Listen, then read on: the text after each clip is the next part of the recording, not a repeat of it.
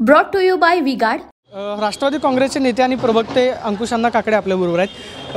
अण्णा, काल प्रफुल्ल पटेलांनी पंतप्रधान नरेंद्र मोदींना छत्रपती शिवाजी महाराजांचा जिरेटोप जो आहे तो घातलेला आहे। प्रफुल्ल पटेल याआधी तुमचे सहकारी होते, मात्र त्यांनी वेगळी भूमिका घेतली। काल जी प्रफुल्ल पटेलांनी छत्रपतींचा जिरेटोप मोदींना घातल्यामुळे जी टीका होते, जिरेटोप घातला, तुम्ही ते सहमत आहात? प्रफुल्ल पटेल जरी आज वेगळ्या पक्षामध्ये असते, जरी ते माझ्या पक्षात असते, तर त्यांनी केलेलं कृत्य हे अतिशय चुकीचं आहे। शिवाजी महाराजांचा जिरेटोप परिधान करण्याचा अधिकार फक्त आणि फक्त शिवाजी महाराजांना आहे। प्रफुल्ल पटेलांनी शिवाजी महाराजांचा जिरेटोप नरेंद्र मोदींच्या डोक्यावरती घालून हा केवळ शिवाजी महाराजांचा तर अपमान केला आहेच, पण तमाम महाराष्ट्रवासियांचा अपमान केलेला आहे। उनका बैकअप सिर्फ कल तक और हमारा चांद तक। हमारा नेता कैसा हो जो नॉन स्टॉप बैकअप दे वैसा हो। अब की बात वी गॉट इन्वर्टर बैटरी का चमत्कार। महाराष्ट्र या कृत्याचा कधी विसर पडणार नाही। माझी विनंती आहे प्रफुल्ल पटेलांना, तुमच्याकडनं ही चूक नकळत झाली असेल, आपण महाराष्ट्रांची माफी मागा।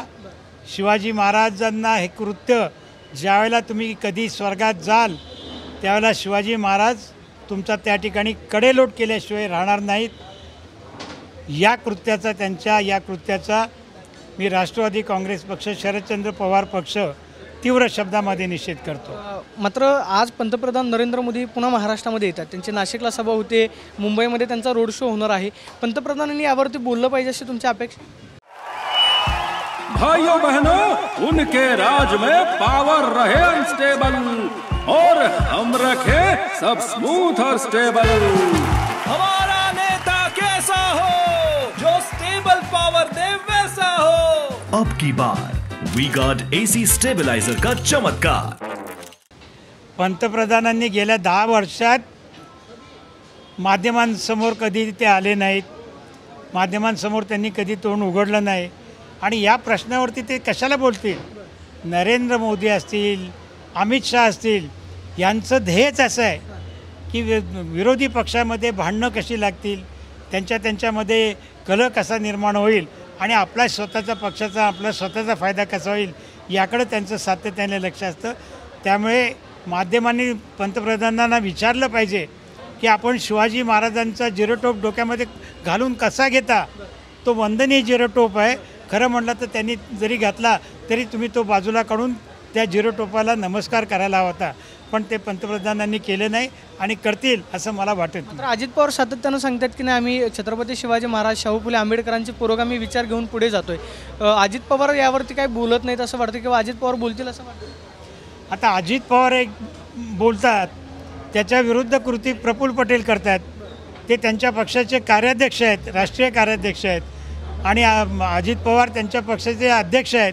मला असं वाटतं की अध्यक्ष या नात्याने त्यांनी प्रफुल्ल पटेल यांना विचारला पाहिजे, किंबहुना त्यांना सांगितलं पाहिजे की आपण या झालेल्या चुकीबद्दल महाराष्ट्राची माफी मागितली पाहिजे। काल पृथ्वीराज चव्हाण बोलताना असं म्हणाले की पृथ्वीराज चव्हाणांचा अंदाज आहे की अजित पवार गटाला 0 जागा मिळतील। तुम्हालाही तसंच वाटतं? एकही जागा त्यांना? राज्यामध्ये सध्या महाविकास आघाडीचं जे वातावरण आहे ते पाहिल्यानंतर महायुती जे म्हणते आम्ही 45+ राहू, तसं तर होणं शक्य नाही।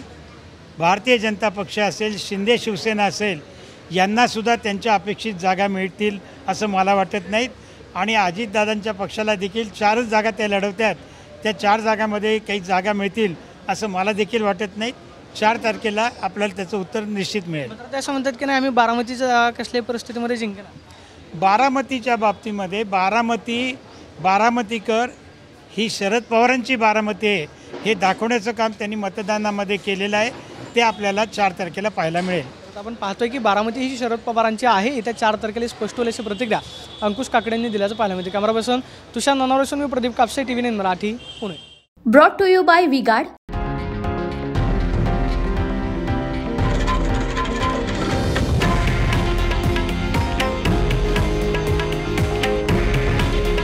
हे आहे देशातील नंबर 1 न्यूज नेटवर्क आणि आपण पाहत आहात TV9 मराठी। काळजी तुमची, हित महाराष्ट्राचं.